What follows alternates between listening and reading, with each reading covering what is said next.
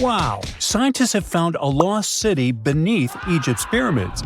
And it's incredibly large, bigger than the biggest target you can imagine. Underground chambers, passageways, and vertical structures. Scientists have no idea what purposes they serve. But let's start from the very beginning. Italian and Scottish scientists studying the Pyramid of Khafra discovered something that looked like secret tunnels under 3 pyramids. This find might change what we know about ancient Egypt. The expedition, called the Khafra Project, was led by Corrado Malunga from Pisa, Italy, and Filippo Biondi from the University of Strathclyde, Scotland. Their mission was to focus on exploring Khafra's pyramid, the second largest on the Giza Plateau. Scientists uncovered a massive structure beneath the Pyramid of Khafra. Could it be an ancient Egyptian underground city? The experts analyzed the data they had and came to the conclusion that 8 large vertical structures could be hiding beneath, possibly wells or shafts. They extend a staggering 6,500 feet across. Imagine placing 2.5 Burj Khalifas on the ground, one after another, and you get the sheer size of this find. These shafts also plunge nearly 2,000 feet underground.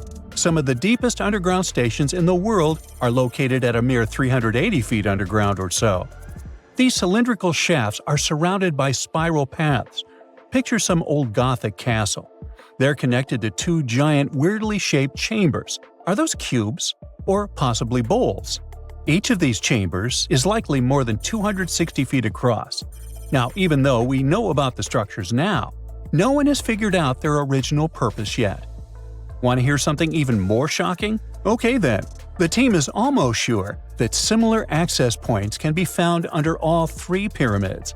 In other words, all of them might be linked by a hidden system of underground tunnels, chambers, and passages.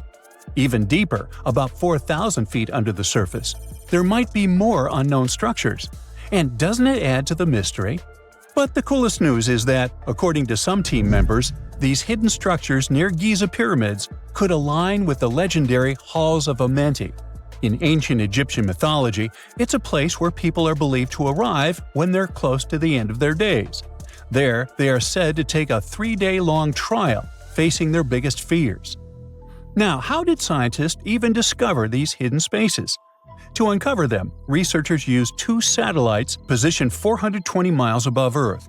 They sent radar signals to the Giza Plateau, and these signals generated detailed images, which were later compiled into a 3D model of the underground layout, including the newly detected shafts. Then, using synthetic aperture radar or SAR technology, which is a type of radar that can penetrate through stone, the team also spotted 5 small room-like structures hidden deep within the pyramid. One of these chambers contained a sarcophagus, which was once thought to be the tomb of Pharaoh Khafra. But now, scientists believe this was a mistake. The true burial site is likely to be elsewhere. In any case, these 5 hidden rooms were completely unknown before the scans.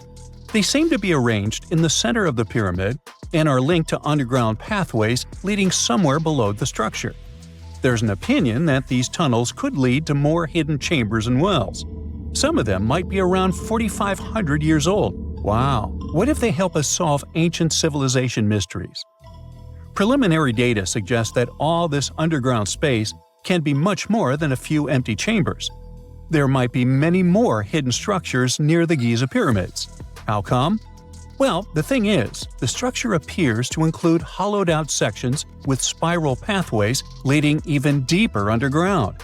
Refining the images hinting at this could reveal an extensive subterranean network. It might be a whole city hidden under the surface. Now, despite the excitement surrounding these findings, there are also a lot of people who don't believe in the existence of the underground city. They're skeptical about the archaeological discovery in Egypt due to the lack of peer-reviewed verification. That's why several archaeologists and radar experts have challenged the validity of the claims. They've explained that the technology used to make the discovery may not be advanced enough to produce such detailed underground imagery. According to them, the 5 smaller chambers found near the surface could be natural formations, since the area had had sacred significance long before the construction of the pyramids. Some experts have even dismissed the use of radar methods in this context altogether.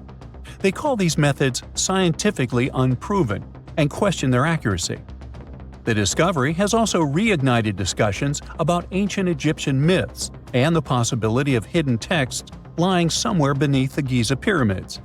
The layout of the newly detected underground chambers shares similarities with mythological accounts of the Hall of Records, a rumored chamber that could preserve early Egyptian wisdom. If confirmed, these findings could significantly reshape the understanding of Egypt's sacred topography.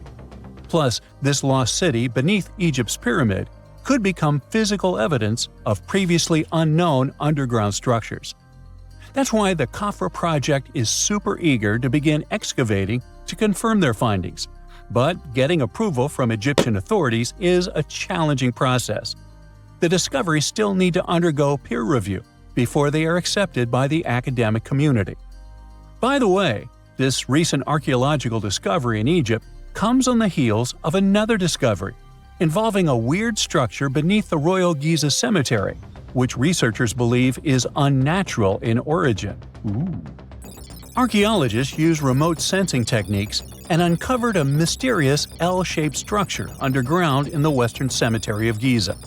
This area is known to house burials of royal family members and high-ranking officials.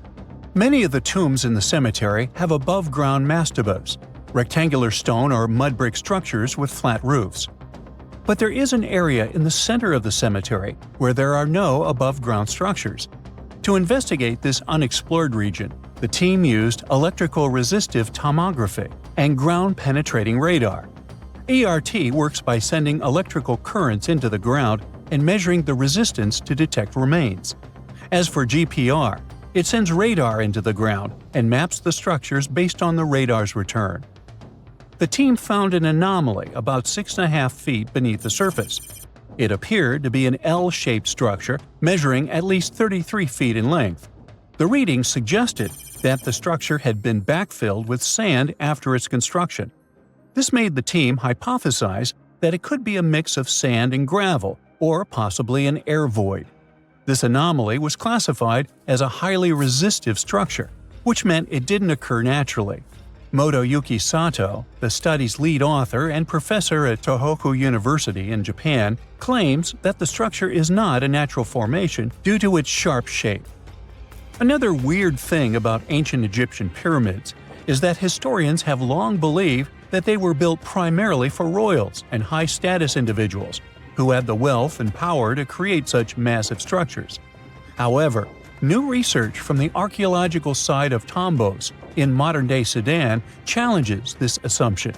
The thing is, Tombos' pyramid may have served as burial sites for low-status workers as well as elites. The hard-working members of ancient communities may have found their last resting place in some of the most visible monuments, including the pyramids. Located along the Nile River in the ancient region of Nubia, Tombos became part of Egypt after its conquest of the area around 1400 BCE. That's when Egypt established the site to strengthen its colonial control. Workers at Tombos built pyramids, but those were much more modest than the famous pyramids of Giza. The research team reanalyzed 110 human skeletons from Tombos, originally studied in 2012. In particular, they examined the entheses, the areas where tendons and ligaments attach to bones. Such an analysis can give us insights into the amount of physical labor a person performed. When someone does hard labor, their bones often develop distinct crests and ridges at these attachment points due to the stress on the tendons and ligaments. And while some skeletons showed little change in their entheses, suggesting they belonged to individuals from the upper classes, others showed more serious changes. It means they belong to lower-class workers.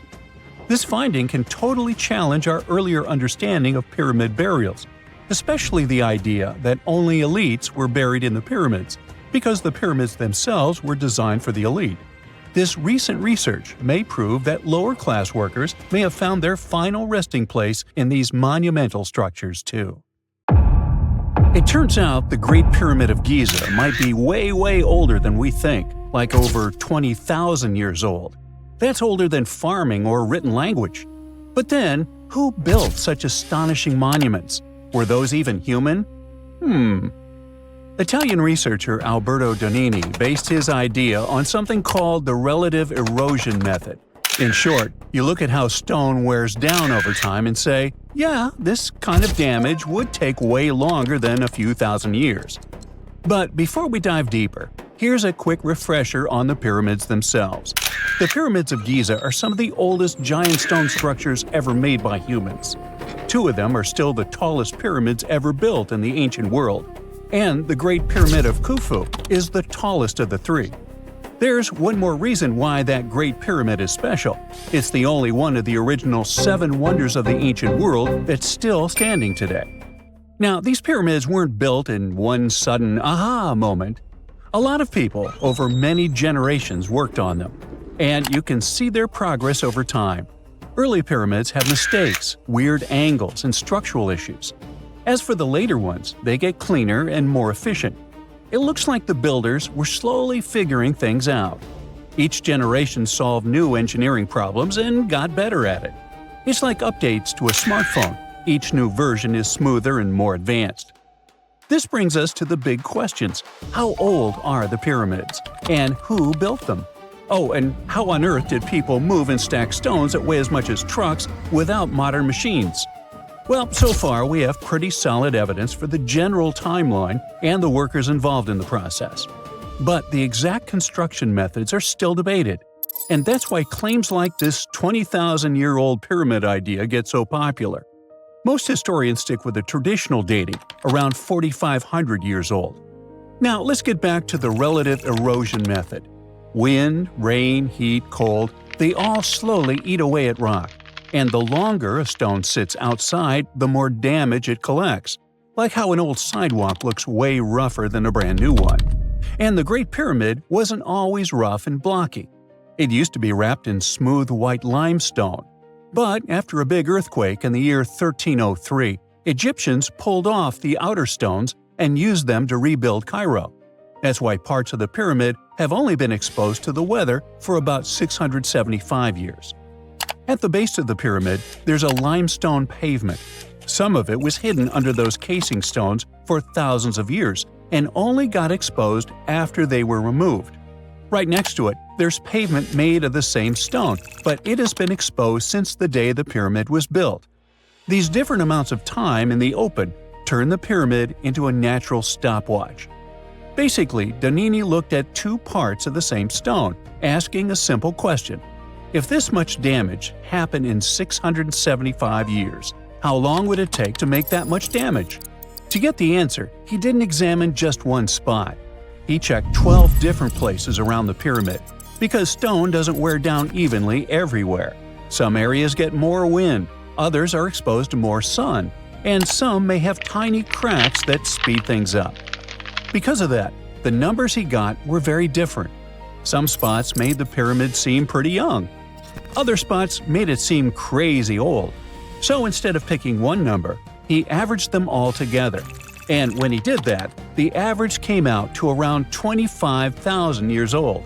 If that estimate is even a bit close, it would mean the pyramid was built way earlier than we think, somewhere around 2300 BCE. Now, Donini doesn't claim this is an exact date. According to his analysis, there's a strong chance that the pyramid is much older than traditionally believed, but it's not a guarantee. So, it's no wonder that a lot of experts strongly disagree with this theory, which makes it controversial. Now, that's a great thing about science. It's based on facts, not whatever is popular at the time. But let's sneak a peek inside these mysterious ancient pyramids. The Great Pyramid is the oldest of the 3 famous pyramids of Giza, and it's also the biggest. It was built as a tomb for Pharaoh Khufu, who ruled during Egypt's 4th dynasty. If you've ever heard the name Cheops, that's just the Greek version of Khufu's name. Basically, same guy, like Robert versus Bob. Right next to the Great Pyramid, there are 2 more large pyramids. Those weren't some random projects, they were built for Khufu's family. All 3 were constructed during Egypt's Old Kingdom, spread out over 3 generations of rulers. We really can't pin down the exact dates because we don't have enough evidence. Historians have to piece the whole story together with the help of ancient records, inscriptions, and radiocarbon dating, like assembling a timeline from half-burned notes and faded receipts. One big mystery is whether each pharaoh lived long enough to see their pyramid finished. These projects were massive and took years, even decades. It's very possible that some pyramids were completed by the next ruler after the original pharaoh passed away. The Great Pyramid itself was likely built around 100 years after an earlier one, which was a step pyramid. It was kind of a prototype that helped Egyptian builders figure out how to go from stacked steps to smooth-sided giants. But how did they actually pull this off?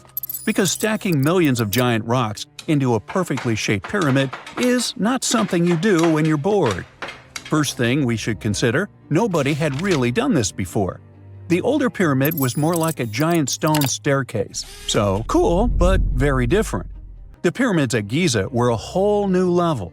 That's like going from building a shed to suddenly constructing a skyscraper and somehow not messing it up. For one thing, ancient Egypt had it pretty good back then.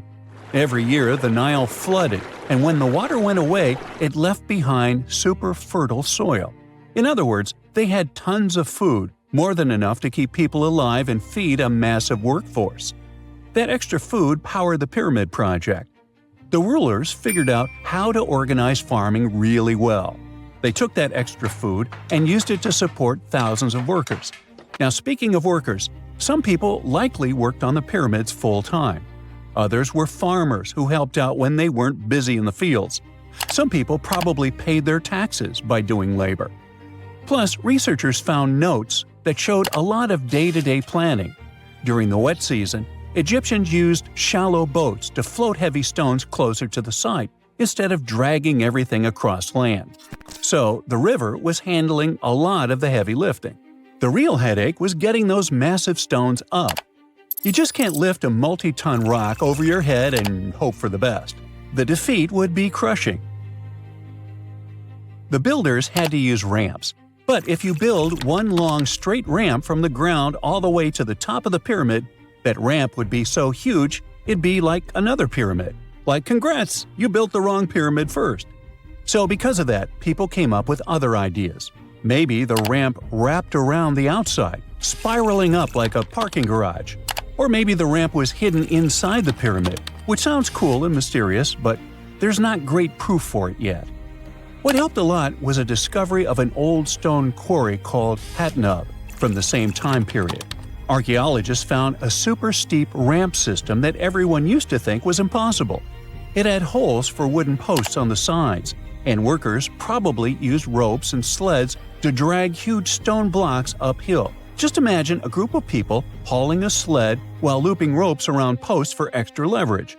It's like ancient gym bros doing leg day non-stop. If the pyramid builders used something like that, it means the ramps didn't need to be massive. They could be way shorter and steeper. In any case, the mystery of the pyramids is far from solved. Maybe one day, someone will discover the rest of the tale. Beneath the sands of Luxor, scientists found something that was perhaps never meant to be found. Over 1,000 decorated stone blocks that belonged to the ruined temple of a woman pharaoh. It got us thinking, why was this temple so brutally destroyed, and who was this woman? Her name is Hatshepsut, and she is now considered one of Egypt's greatest pharaohs, but for a long time, history almost forgot her. She ruled during the 18th dynasty, from around 1479 to 1458 BCE. She's remembered for her ambitious building projects, successful military campaigns, and flourishing trade expeditions. It turns out she was one out of 4 women to take the title of pharaoh in Egyptian history. The next woman would have to wait for 1,500 years to reign, and that woman we know as Cleopatra. The story of how Hatshepsut got to be a pharaoh is the most colorful part of this tale. As far as most dynastic rules go, it's usually men that are first in line for royal thrones. In Egypt, that was the same.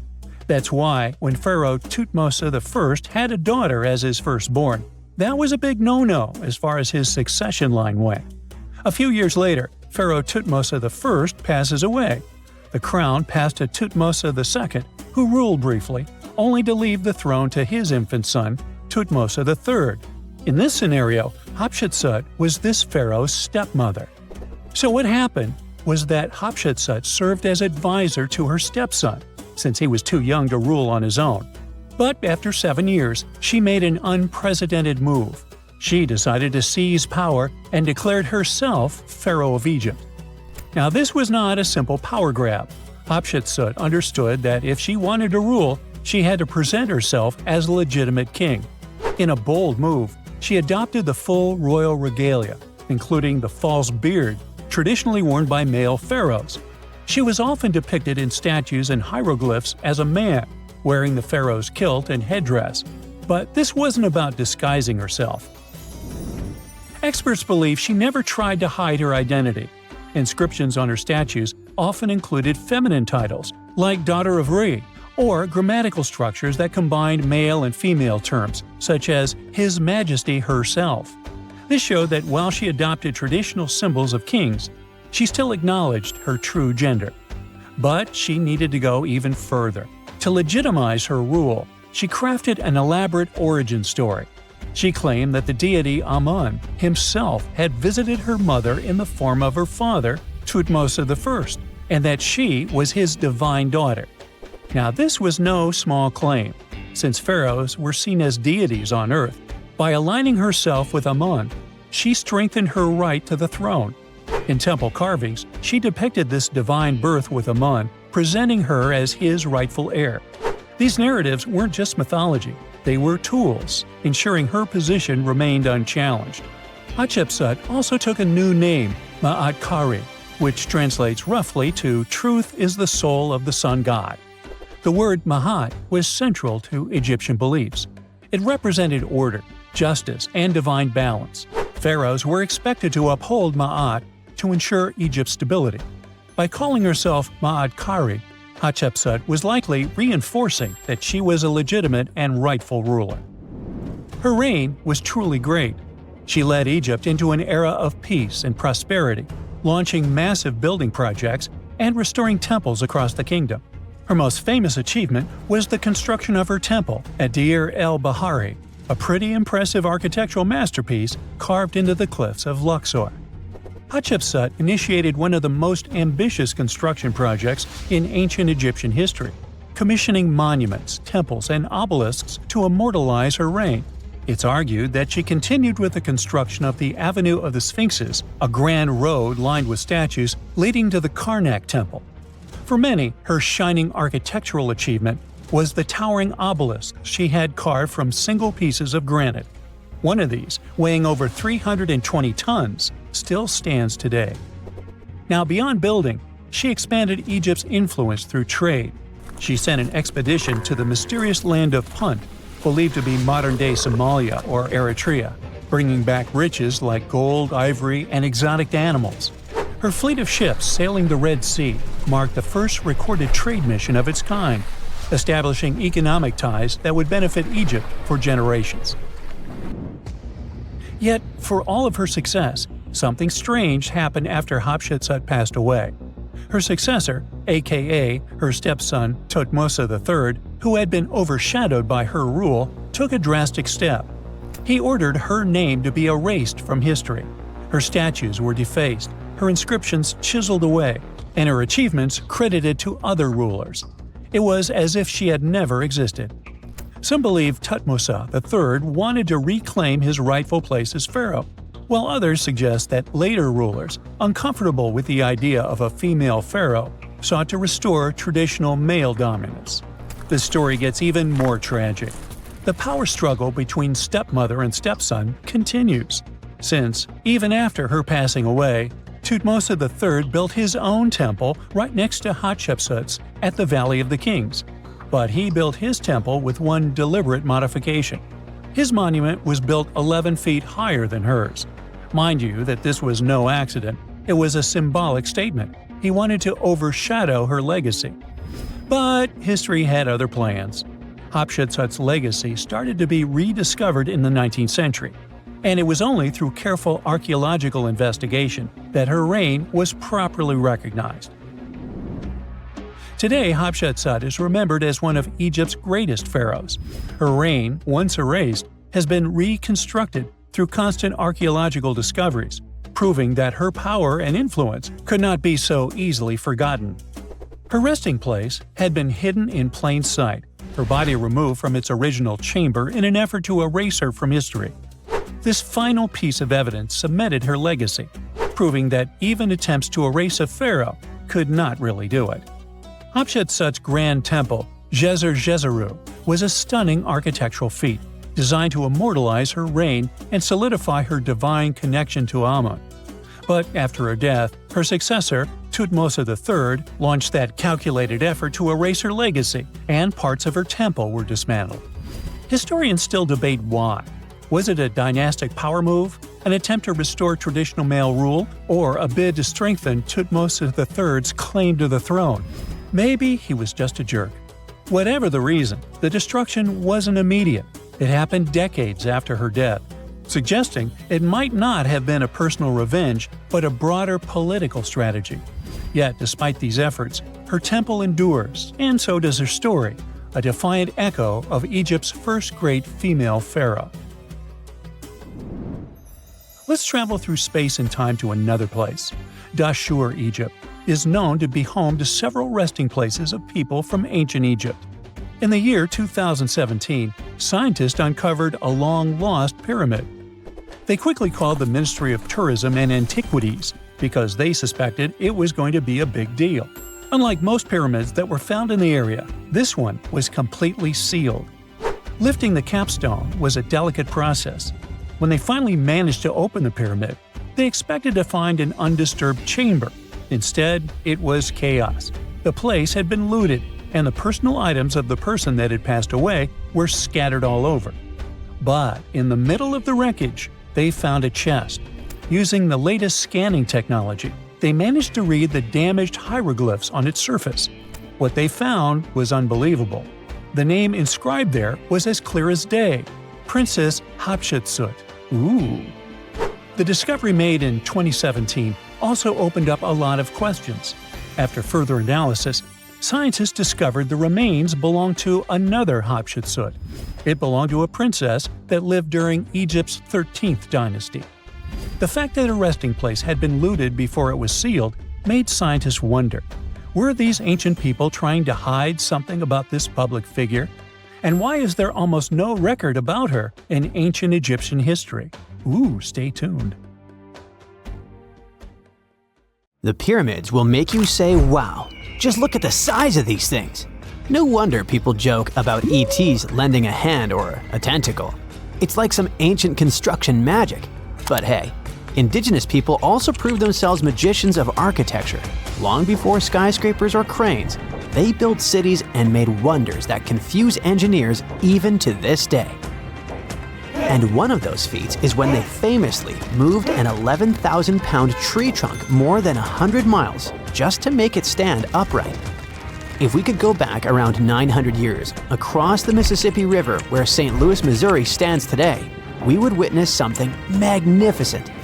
This land was home to an indigenous metropolis called Cahokia. Back then, it had tens of thousands of people with plazas and large wooden structures for ceremonies and gatherings. This was the largest city north of Mexico. At its center was Monk's Mound, a huge platform of packed soil taller than a 10-story building and made entirely by hand, with millions of baskets of earth and clay. So when you can make something like that, why stop there? The people of Cahokia also constructed huge wooden posts, which may have served as solar calendars, ritual markers, or symbols of spiritual connection. Some of those were as tall as modern houses, but they weren't just random poles for showing off. They were arranged in massive circles that archaeologists now call wood henges, which are kind of like ancient observatories. By tracking where the sun rose and set, they could figure out the longest and shortest days of the year. They also marked the two times when day and night were equal. This was super helpful for farmers when deciding when to plant and harvest.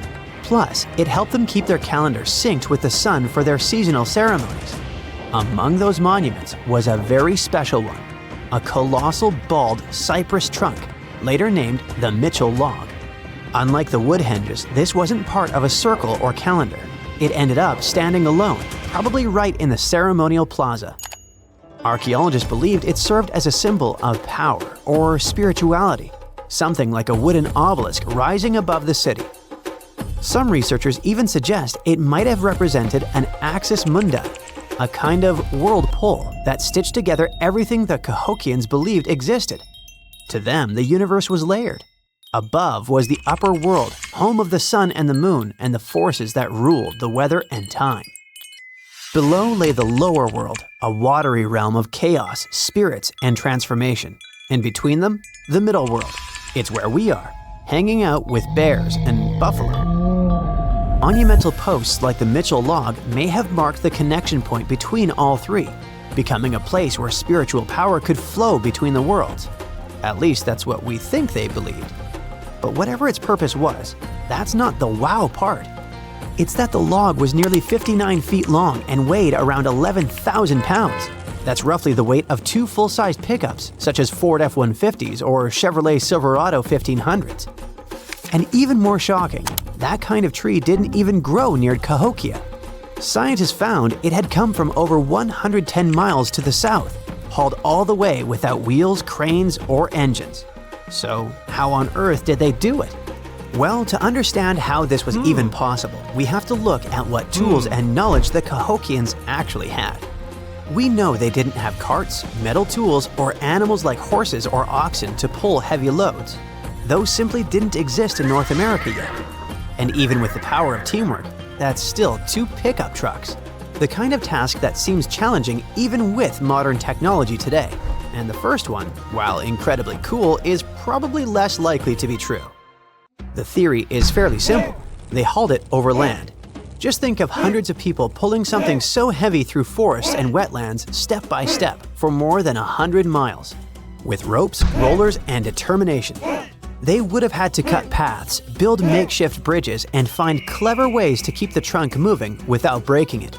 It sounds impossible, but then again, so does stacking 2.5 million stone blocks to make the Great Pyramid. Yet somehow, humans did that too. The second theory is more practical and requires a bit of out-of-the-box thinking. They floated it over a river. The Mississippi River system is enormous, with a web of connected rivers and channels linking the southern cypress swamps to Cahokia's doorstep. The Cahokians probably already used these routes for trade, so moving a tree by water wasn't out of the question. They may have floated or rafted the cypress through the Mississippi's sloughs and backwaters. By hollowing out a few smaller logs to make rafts or using bundles of reeds to help with buoyancy, they could have kept the trunk floating while guiding it downstream with some poles and ropes. Just imagine the logistics of that. It's efficient and smooth because once the trunk is floating, the water is carrying almost all of its weight.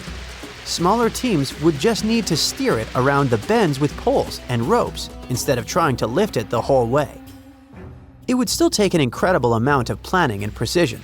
If nothing else, the Mississippi wasn't exactly calm. It had shifting sandbars, hidden snags, and powerful currents. If they had chosen the wrong time of year or let it jam against a bank, the log could have been lost entirely. But wait, how can scientists tell how far it traveled and when it was cut? Remember, they claimed this was hauled ages ago. This part isn't a theory, it's scientifically proven. The researchers started with a test called strontium isotope analysis. Strontium is a natural element found in rocks and soil, and each region has its own unique mix. Trees soak it up as they grow, locking that chemical signature into their wood. By comparing the strontium in the Mitchell log to modern samples from around the area, the team figured out it came from more than 110 miles south of Cahokia, likely near what's now southern Illinois or northern Arkansas. They also figured out when the tree had been chopped down. They used the same method we use for fossils, called radiocarbon dating, but with an interesting twist. Every year, a tree grows a new ring, kind of like a line on a calendar. So 9 centuries ago, a huge burst of energy came from the sun. When that radiation reached Earth, it slightly changed the air and plants everywhere. The trees that were alive back then recorded that change in one of their rings. Scientists today can spot that special ring and say, aha, This one grew during a solar storm we already know happened centuries earlier. That spike works like a timestamp, so by counting the rings that grew after it, they can tell exactly when the tree was cut down, and that year was 1124. And this isn't the first time researchers have used this trick. The same type of cosmic ray timestamp has been found in trees worldwide. In Japan, it helped date an ancient cedar that had recorded a solar storm in 774 CE. In northwestern Europe, they used it to determine when Viking ships were built. Over in Newfoundland, it helped researchers prove that Vikings actually got to North America around 1021 by matching a cosmic ray spike found in the wood. When we see something genius in architecture, we usually assume it came from advanced technology and complex math. And that's true. Only here, the technology was simpler and the math was practical. The Cahokians didn't need engines or blueprints. They used what they had and knew how to use it well.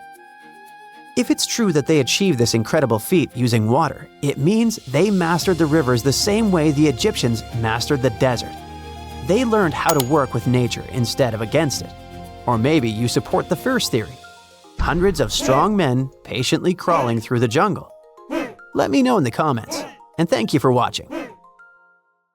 We know that the ancient Egyptians were talented enough to build something as grand as the pyramids, but were they also smart enough to measure the speed of light? There's a theory circulating online that says exactly that. If you look at these two numbers, you'll see that they match completely. The first one is the speed of light in a vacuum measured in meters, and the second one is the latitude of the Great Pyramid of Giza. So, was it done on purpose, or is it just a coincidence? Well, happily, we can tell you that it's actually just a coincidence, not another conspiracy thingy. The Great Pyramid is just one of the many places in the world that share the same latitude. And more importantly, even if the ancient Egyptians had somehow measured the speed of light and chosen to keep it a secret from the rest of the world, they wouldn't have used meters to put it down. Meters were only defined at the end of the 18th century. The builders of the pyramids used a different unit of measure called cubits. 1 cubit is equal to 1.5 feet. Cubit was based on the length of the arm from the elbow to the tip of the middle finger, and it became popular in the ancient world. So if they wanted to impress the rest of the world and set the pyramids at a point that matched the speed of light in cubits, they would have to build their iconic constructions somewhere in Europe. And then the Danish astronomer who first measured the speed of light in 1676 would have been really upset to know that someone had done it centuries before him. So, although they were ahead of their time in many aspects, the ancient Egyptians never measured the speed of light or used longitude and latitude to map their locations. The base of the Great Pyramid of Giza might seem like a perfect square, but it's actually an 8-sided structure, not 4-sided. Each of its 4 sides has a subtle concave indentation that splits it evenly from base to tip. The official version is that a British pilot was the first to notice it in 1940 while flying over the pyramid. He took a photograph that showed shadows highlighting these indentations. Some people think these lines are only visible from above and can best be seen at dawn and dusk during the spring and autumn equinoxes. This has led to a freaky theory that the ancient Egyptians might have designed the pyramids to communicate with something looking at them from above. Now, the Great Pyramid is one of only 3 pyramids that used to have a swivel door. It weighed around 20 tons, but they could still easily open it from the inside. Its precise fit made it nearly invisible from the outside, with no visible latch or handle. There were only slight variations in the exterior stone that gave out an opening. The other 2 pyramids with similar doors belonged to Khufu's father and grandfather. The Great Pyramid also has a hidden void at least 100 feet long that was only found in 2017. We still don't know what lies within the space, what purpose it served, or if it is the only space of its kind. Researchers used the same tech to see through cathedral walls, Mayan pyramids, and even volcanoes. It depends on a natural shower of subatomic particles called muons. They pass more easily through empty space than through solid materials. So if they arrange multiple muon detectors around a structure, scientists can map out its solid and empty areas. A team of scientists placed muon detectors inside the Great Pyramid and allowed them to gather data for months. Scientists have analyzed samples of the mortar used to build the pyramids many times. Although we know its composition, modern technology still can't replicate it. The mortar is mostly made from processed gypsum, but it wasn't used like the cement we use for bricks today. Instead, they used it to support the joints between the massive stones as they were set in place. The estimated amount they needed to construct the Great Pyramid was around 500,000 tons of mortar. The gypsum mortar is stronger than the stones themselves and has held up for thousands of years. Now, all four sides of the Great Pyramid are aligned with the cardinal points – north, south, east, and west. According to geologist and engineer Glenn Dash, the alignment is accurate to within 4 minutes of arc, or 1/15th of a degree. The architects managed to achieve this without modern tools like drones, blueprints, or computers. Many researchers try to explain this construction miracle. Maybe they used the pole star or the sun's shadow. Dash recently proposed a new, simpler idea. The Egyptians might have used the autumnal equinox to align the pyramids. It happens twice a year when the Earth's equator passes through the center of the sun's disk, making day and night nearly equal in length. To test his theory, Dash conducted an experiment on the 22nd of September 2016, the first day of the fall equinox. He used a special rod the Egyptians had to cast a shadow and tracked its tip at regular intervals, forming a smooth curve. By connecting 2 points of the curve with a taut string, he created an almost perfect east-west line. Dash noted that on the equinox, the shadow's tip runs in a straight line, nearly perfectly east-west, and with a slight counterclockwise error. There's a similar error in the pyramids. Although his experiment was conducted in Connecticut, Dash believes that the same method would work in Egypt. All the ancient Egyptians needed was a clear, sunny day. They could determine the fall equinox by counting 91 days from the summer solstice. But they left us few clues, and no engineering documents or architectural plans have been found that explain their methods. So they might have mapped shadows, but it's not definite. Now, scientists have long wondered how heavy stone blocks were carried to the pyramid sites, and they might finally have an answer. A research team from the University of North Carolina, Wilmington, has discovered that 31 pyramids are likely to have been built along a long-lost ancient branch of the River Nile.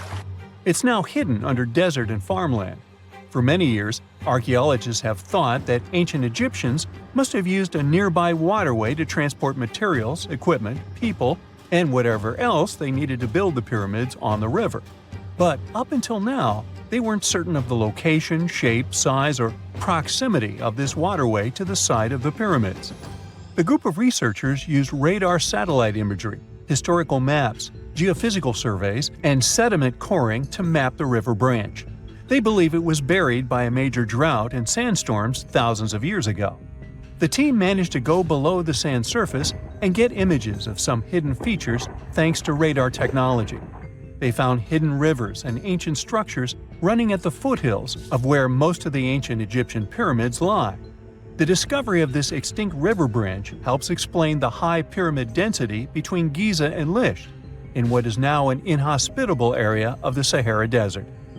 Now, Egypt isn't the only country with the most pyramids in the world. The champion's title here goes to its southern neighbor, Sudan. It has between 200 and 255 pyramids, compared to Egypt's measly 138.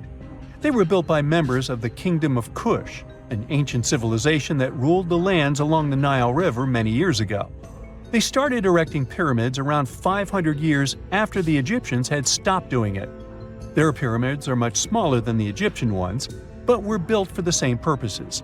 Archaeologists are still working to find out how the pyramids in the Sudan were built, how long it took to complete them, and what happened to their society. This is not a dune set. This is a very real desert in Niger. Jado was probably built by the nomadic Sao people and is filled with ksars, which are fortified houses made of salt and clay, with giant walls and secret passages.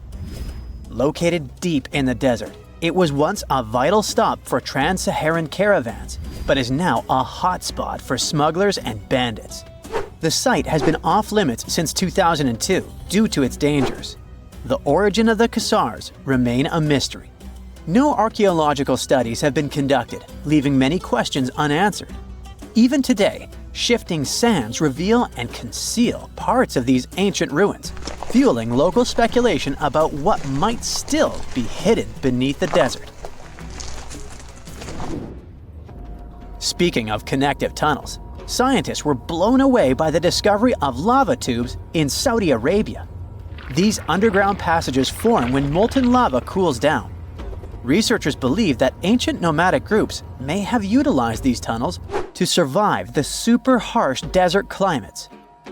While excavating the tunnels, archaeologists uncovered artifacts, rock art, and skeletal remains. The art and animal bones show that the people who used the tunnels were probably sheep and goat herders. They're still piecing together whether these groups lived in the tunnels for extended periods or just used them as temporary shelters. The Great Pyramid of Giza has been standing for thousands of years, but it's still hiding secrets.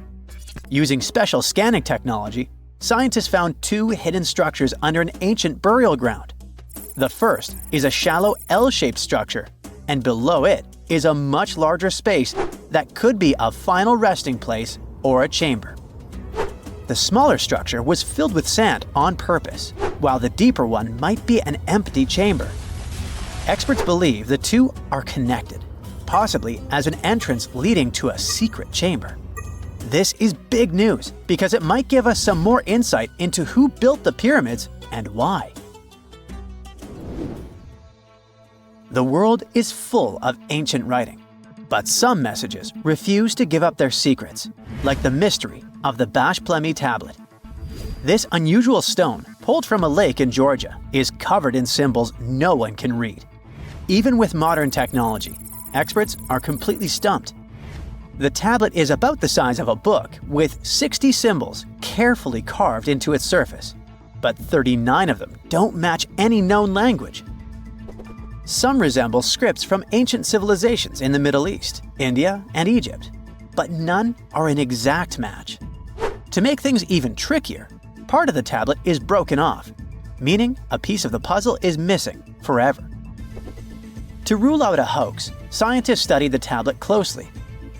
They confirmed it's made of vesicular basalt, an extremely tough local rock. Whoever carved these symbols must have been really skilled. Based on similar archaeological finds, experts believe the tablet could date back thousands of years, possibly to the late Bronze or early Iron Age. Some symbols repeat, which could mean they're numbers. Maybe it's an inventory list, a record of battles, or even an offering to the deities. Until someone cracks the code, the Bashplemi tablet remains an unsolved mystery from the depths of history. Experts are still stumped with what this Minoan disk might mean.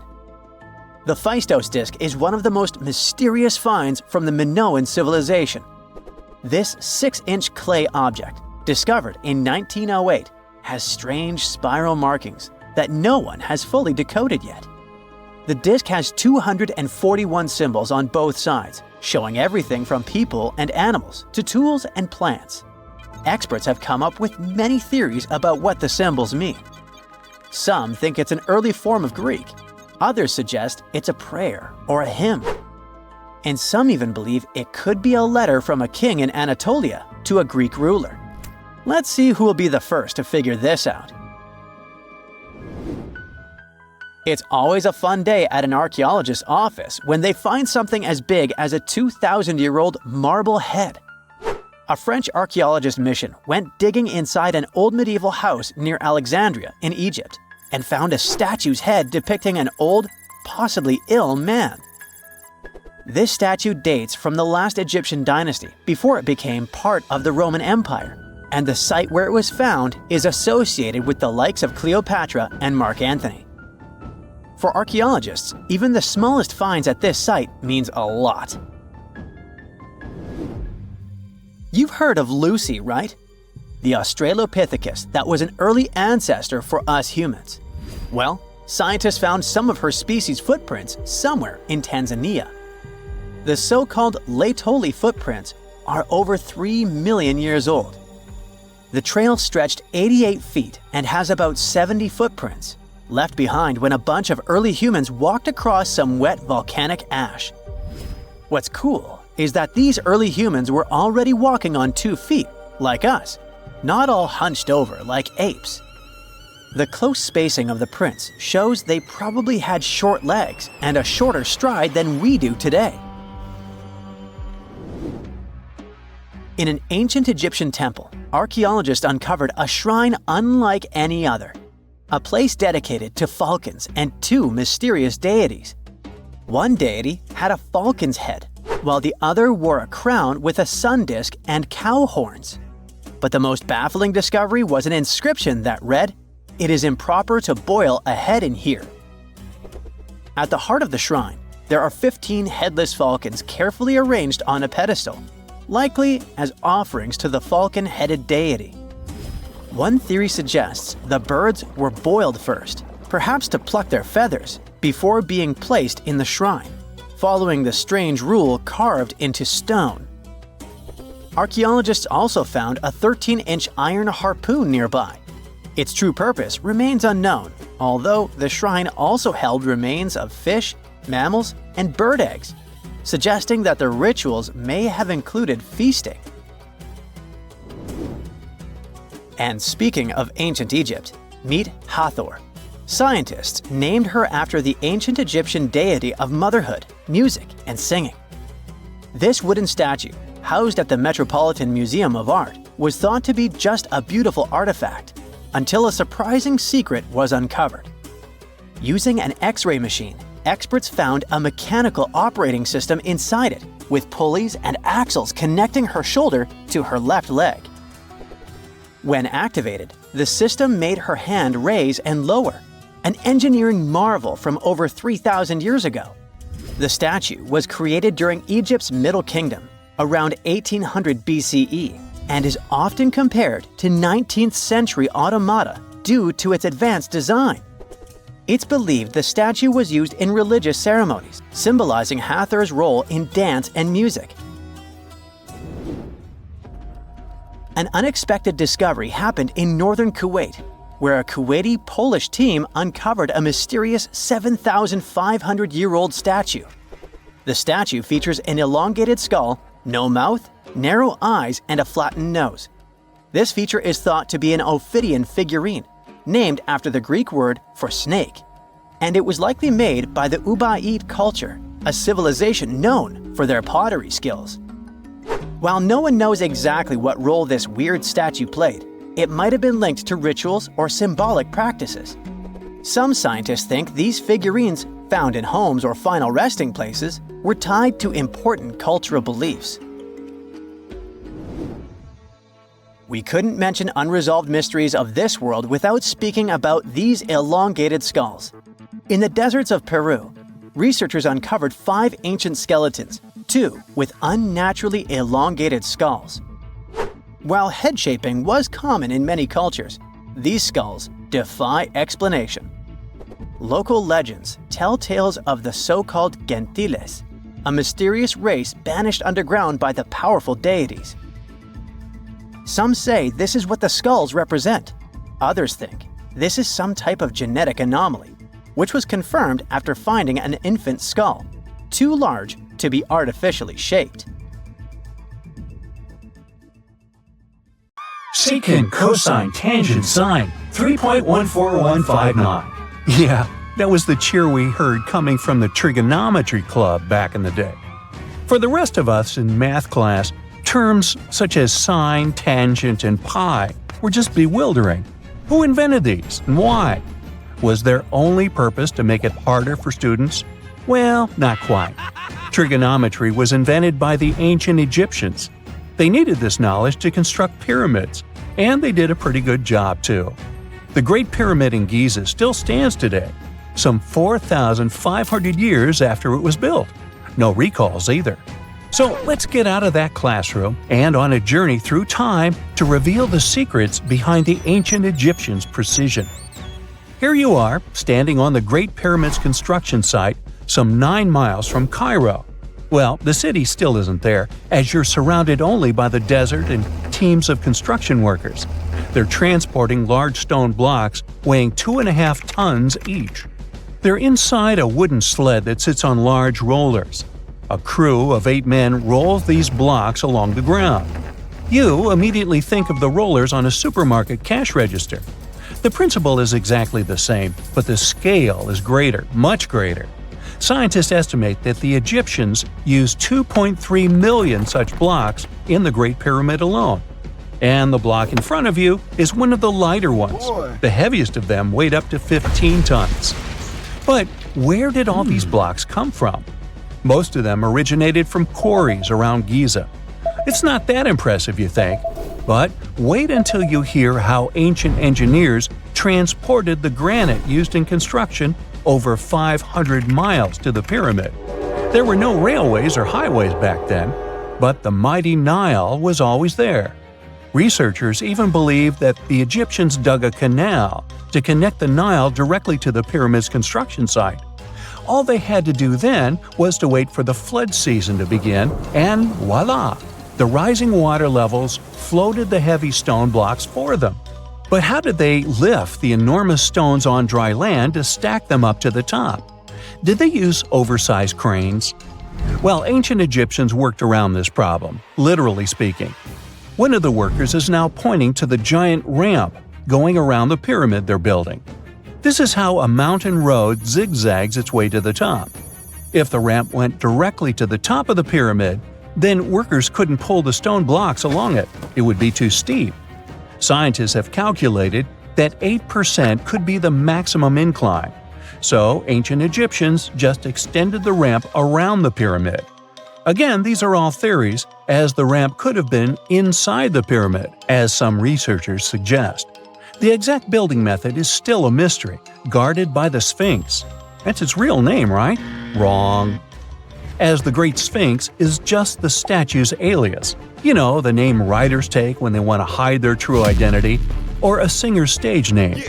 The Sphinx's real name, translated from Egyptian, means Horus in the horizon. That was the name for the Egyptian deity of the sky. The trail of mystery doesn't end there. As a man walks past you with a bucket of paint, he's going to add a touch of color to the Great Sphinx. Researchers found specks of this red color next to its ear. That was some strong paint, as it survived for thousands of years. You are now standing straight in front of the Sphinx. You look up. It's very tall, right? 66 feet to be precise. Now resist the urge to take a selfie. You can do it. Now you notice something else. It looks like the Sphinx is in the center of a giant triangle in the back. That's one side of the Great Pyramid. And no, your eyes are not playing tricks on you. The Sphinx really does sit in the center of the pyramid's lateral face. Here's where math comes in handy. A pyramid has 4 sides, called lateral faces. There's also a 5th face, the base, but that's not visible. It's, wait for it, face down. The Sphinx has one last mystery to reveal: its age. Scientists agree that Pharaoh Khafre built the Sphinx. He ruled after his father, who had built a great pyramid nearby. So both structures were finished around the same time. Let's talk about numbers again.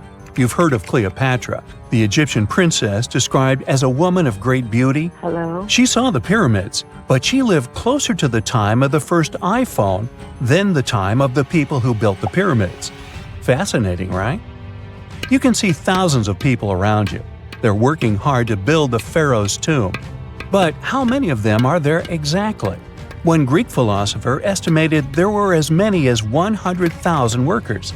Seems like an okay number for such an enormous structure, but it can't be true. Science simply can't back up this number. Egyptologists put the total number of workers at 30,000. And yes, Indiana Jones was one of them, at least on the big screen, but he showed up late. Egyptologists know a lot about the pyramids, but not everything. Not because they don't want to, but because they haven't yet dug up enough evidence. They can only guess how the building process went. First, engineers would arrive to choose the right spot and do the necessary measurements. That's why they needed all that complicated math. Then, it's time for sourcing the material, the large stone blocks I mentioned earlier. When boats deliver them to the site of the future pyramid, workers can finally do their thing. They operated in smaller groups, but there were at least 2,000 of them chiseling and carving away at any given time. Sounds like a typical construction site today? Well, that's because it is, just thousands of years ago. It's amazing what ancient Egyptians were able to achieve with just copper and stone tools. The pyramid is now complete in front of you. But is it the same pyramid we see today? Why is this structure shining bright in the desert sun? Isn't it supposed to be a dusty yellow color? Well, no. Human activity and the elements have completely stripped the outer layer of stones over time. Expert craftspeople polished these blocks using nothing but stone and sand. The end result was a smooth and shiny rock. On the day it was completed, the Great Pyramid of Giza was a perfect triangle of light. Its polished sides acted like giant mirrors, reflecting the powerful Egyptian sun. This is the point where you should put your glasses on, and that shiny thing you see at the pyramid's very top is actually gold. The capstone at the top of the pyramid is called a pyramidion. It was covered in sheets of gold. As you can guess, these were the first stones to disappear. Let's make another stop before we get you back to your classroom. We travel to the British Isles, and no, Stonehenge isn't our destination. It is Newgrange in County Meath. Scientists estimate that the ancient peoples of Ireland built this stone monument around the year 3200 BCE. This makes it older than both Stonehenge and the Great Pyramid in Giza. The function of the circular mound in Newgrange is the same as the one of the Great Pyramid and equally mysterious. The estimated amount of loose stone present in the valley is over 220,000 tons. And it's not just randomly thrown on a pile. The order in which the stones are set makes the structure water-resistant. That would explain how Newgrange had survived for so long. Kinda makes you want to splash out the cash for that waterproof phone case, huh? Well, you're back in your school desk, but today's math lecture is the last thing on your mind. You're thinking about how great the Egyptian pyramids are, and if we have something similar today. It turns out modern engineers are just as impressed with the Great Pyramid as you are. There's a glass pyramid sitting in the main courtyard of the famous Louvre Museum in Paris. The panorama of San Francisco wouldn't be complete without the 48-story Trans-America Pyramid. But Las Vegas went the furthest. There we find the Luxor Hotel. It's so big that it's the third largest pyramid on the planet. And guess what's in front of it? Yup, a replica of the Sphinx. It's 110 feet tall, 2 stories higher than the one in Giza. Yeah, everything's bigger in Vegas. Archaeologists were looking for the long-lost tomb of Cleopatra when they found something that seemed too good to be real. Roughly 43 feet underground beneath a ruined Egyptian temple, there was a perfectly straight tunnel, carved through solid sandstone. The tunnel is over 4,200 feet long, and so precise that experts called it a geometric miracle.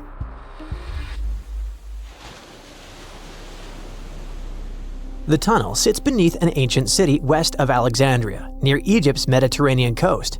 The team that found it carefully peeled back layers of stone and debris until they hit this passage, about 6.5 feet tall, cut cleanly into bedrock. There were no collapse marks or wandering curves, just precision. If you've ever tried to drill a straight hole into a wall at home and failed within seconds, imagine doing this underground for nearly a mile. Ancient builders had no GPS, no lasers, no modern surveying tools. Yet, this tunnel stays remarkably level over its entire length. That means they understood gradients, angles, and distance in a way that goes far beyond stack stones and hope. Engineers today rely on machines to maintain that kind of accuracy underground. These people relied on knowledge, repetition, and patience. Parts of the tunnel now sit underwater or collapsed, probably after several earthquakes that struck the region centuries ago. Some experts think the tunnel may have once connected the temple to water sources or ritual areas closer to the sea. Archaeologists noticed that the Egyptian tunnel is an exact replica of the Eupalinos tunnel in Greece. It's believed to be one of the most important engineering achievements of antiquity, which only makes the Egyptian tunnel more special. Underground passages in ancient Greece linked temples to sacred springs. Back in ancient times, people moved through space in specific ways, underground and above, to reenact myths and journeys of gods. A tunnel like this could represent a path to the underworld, rebirth, or divine transition. Nobody would invest this much effort in construction just for decoration. Plus, in earlier digs at the site, archaeologists pulled up all kinds of artifacts, including coins with the names and faces of Cleopatra VII and Alexander the Great. They also found figurines, statues of deities, a mummy with a gold tongue, and even an entire cemetery packed with Greco-Roman style mummies. The perfect geometric tunnel isn't an isolated flex. Not far away, underwater archaeologists off the coast of Alexandria uncovered something that sounds like it belongs in a royal travel documentary. A 2,000-year-old pleasure boat that once glided along the Nile. And this wasn't just another fishing vessel or cargo barge. It likely stretched over 115 feet long and 23 feet wide, and had a decorated cabin, plus around 20 rowers, which turned the river into a moving palace. This isn't speculation pulled out of thin air. An ancient Greek geographer named Strabo wrote about these exact boats around the 1st century BCE. He described lavish vessels used by royalty during festivals and ceremonial outings in Alexandria. For years, historians treated that as a poetic exaggeration. Then, this wreck surfaced, and suddenly, Strabo sounded less like a storyteller and more like a witness. Even ancient art backs it up. The Palestrina mosaic from Italy shows richly decorated boats floating down the Nile. They match both the texts and the physical evidence almost perfectly. Inside the wreck, archaeologists found something small but incredibly human. Graffiti scratched into the wood in Greek. Just writing left behind by someone who stood on that deck 2,000 years ago. Researchers haven't fully decoded the text yet, but its existence alone matters. It tells us this wasn't just a floating symbol of power. People lived on it. It was sort of like a modern luxurious yacht, and the Nile was like a highway. All types of vessels with passengers were moving back and forth, visiting friends, carrying their goods for trade, doing business, and, of course, going on pleasure cruises.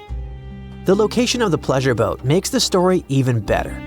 The boat sat near the temple of Isis on Antirodos, an island that once hosted royal and religious buildings before earthquakes and rising seas erased it from the surface.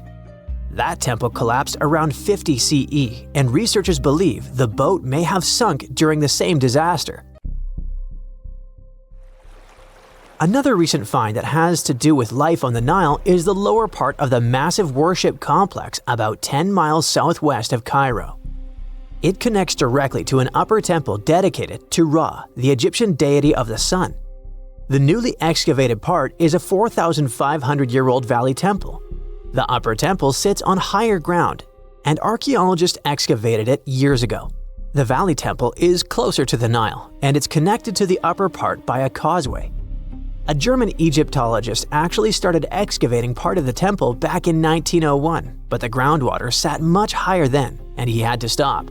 Now, the groundwater level is lower, and a modern team has managed to excavate about half of the valley temple since 2024. Once they got in, archaeologists uncovered the remains of a columned entrance portico.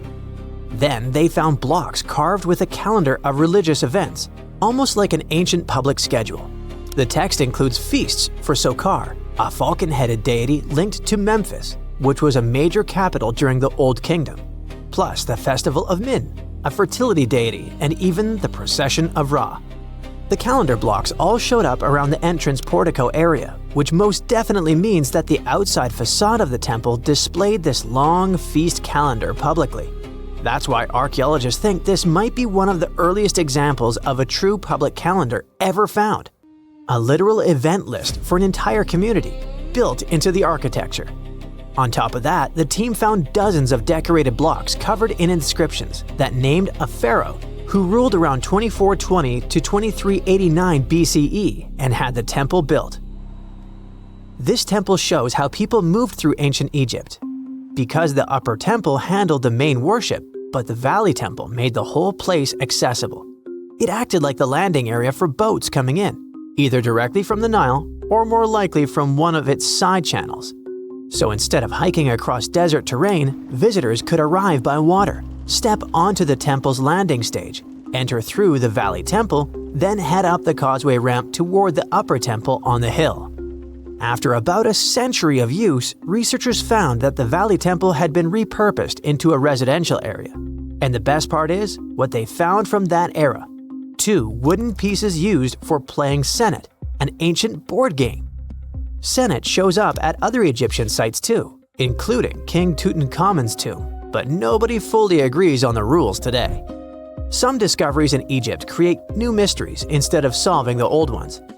Earlier in 2025, archaeologists announced the discovery of the first pharaoh's burial found in or near the Valley of Kings since King Tut's tomb in 1922. The newly found tomb of Thutmose II flooded almost immediately after burial. Ancient officials rushed in, removed the mummy and most of the grave goods, and hid them somewhere else. The weirdest part is that an alabaster ointment jar inside the tomb links the burial directly to Hatshepsut, Thutmose II's wife and half-sister. The inscription basically says she made this monument for him, which proves she arranged his burial. But it still doesn't explain why she placed him here and later chose the Valley of the Kings for herself. Now, archaeologists are studying a huge mound of rubble near the tomb, about 75 feet tall, and suspect it was built to hide something important. If a second tomb sits underneath, it could be complete and undisturbed. So, the deeper the archaeologists dig, the more ancient Egypt stops feeling like a gone civilization and starts feeling like a paused one. Looks like it didn't just survive time, it outsmarted it. And we're only just beginning to catch up. During the early 1920s, the world was mesmerized by King Tut. A British archaeologist, Howard Carter, discovered the young pharaoh's tomb in Egypt's Valley of the Kings, 1922. But the public wasn't only interested in gold and jewelry. The press wrote about the curse of the pharaohs. But was it true? Was an ancient curse really the reason everyone entering the pyramids lost their lives? At the time, this was the only explanation for a series of unexplained passings. The man present at the opening of King Tut's burial chamber, George Herbert V, Earl of Carnarvon, lived only 5 more months after the discovery. He had also sponsored the dig. In comes Sir Arthur Conan Doyle. You probably know of him, the English writer behind Sherlock Holmes. He claimed that an evil elemental caused the explorer's demise. He must have been joking, right? Unfortunately, no. The newspapers continued to blame the pharaoh's curse after every Egyptologist left this world. These are the scientists who study the ancient cultures of Egypt. The archaeologist who opened King Tutankhamun's tomb passed away full 17 years after the discovery. The reason for it wasn't a secret: Hodgkin's disease. Yet again, journalists around the world wrote of a curse. This was getting ridiculous. But science must have had a rational explanation, right? Well, it did. And that explanation was common mold. Harmful fungi, Aspergillus, can survive for ages in sealed tombs. When humans inhale them, there's a high risk of infection in people who have a weakened immune system. Today, doctors believe this is what happened to the unfortunate explorer more than a century ago. Scientists now know that this type of fungi grows especially well on grain. And King Tut's tomb was full of offerings in the form of baskets full of raw grain and bread. Researchers discovered other varieties of fungi on ancient Egyptian mummies. These molds can easily cause some nasty consequences for humans. The danger of rotting organic material is real. Just look inside your fridge. Any food leftovers you have there start to go off after just 3 to 4 days. You can imagine what happens to food in a sealed chamber after thousands of years. Food is just one kind of organic material. There is also wood. If you expose it to water or even moisture in the air, it starts to deteriorate. You don't have to travel to Egypt to see the effects of this process. Any abandoned building in your neighborhood can serve as an example. When a piece of wood gets wet and has no way of drying out, there is going to be damage. From fungi to wood-boring insects, the list is long. Rotten wood presents a huge structural issue. Beams and floor panels are all made of timber, so you better not go inside a failing building. You can easily lose your footing. But this is just the tip of the iceberg. The building materials since the time of the pharaohs have changed, but so have the dangers. One of the best examples is asbestos. Until the 1970s, most home insulation materials contained this substance. It was in everything, from boilers to soundproofing. This microfiber provided excellent heat insulation. But then, the United States banned asbestos in 1989. The UK did the same a decade later. The reason for it is that asbestos becomes a health hazard when it gets damaged. When humans inhale asbestos fibers, they can get seriously sick. Abandoned strictures are full of this material, and there is no one to maintain them. You see the danger now. Another material is also common in old buildings: lead. Ancient Romans used lead piping to channel spring water into their homes. They also cooked in lead vessels, which was probably not the wisest of choices. You see, lead and water don't go well together because of something called corrosion. But this problem isn't ancient. US officials banned lead piping only in 1986. That means that 7% of American households still have lead service lines. And this is not the only source of poisoning. Until the mid-1960s, builders used lead paint to coat woodwork. In abandoned buildings, this lead coating snapped a long time ago. Anyone who touches doors and windows will disturb this lead dust and inhale it. The dust particles are at least visible to an unaided eye. This is not the case for carbon monoxide. This gas has no color, so you can't see it. It has no odor, so you can't smell it. No way to detect a carbon monoxide leak at all. And how does this dangerous gas usually escape? Poor maintenance. Well, abandoned buildings have zero maintenance. One second, you could be exploring an old factory, and the next you could feel dizzy with and have a terrible headache. These are just some of the symptoms of CO poisoning, the less severe ones. But what is the source? All it takes is for an old boiler to finally give way after years of neglect. We've reached an important question. What is the main factor in air quality inside a room? If you are thinking the level of oxygen, try again. It turns out that oxygen levels drop by only 0.3% in 8 hours inside an airtight room. This is a room in which doors and windows are sealed with tape, so the decrease is even smaller in normal conditions. Oxygen isn't the main problem. The levels of carbon dioxide rise sharply inside a sealed room. This is the direct result of human breathing. We inhale oxygen and exhale CO2. Think of it as a waste gas. Normally, it's only a tiny portion of the air we breathe, 0.04%.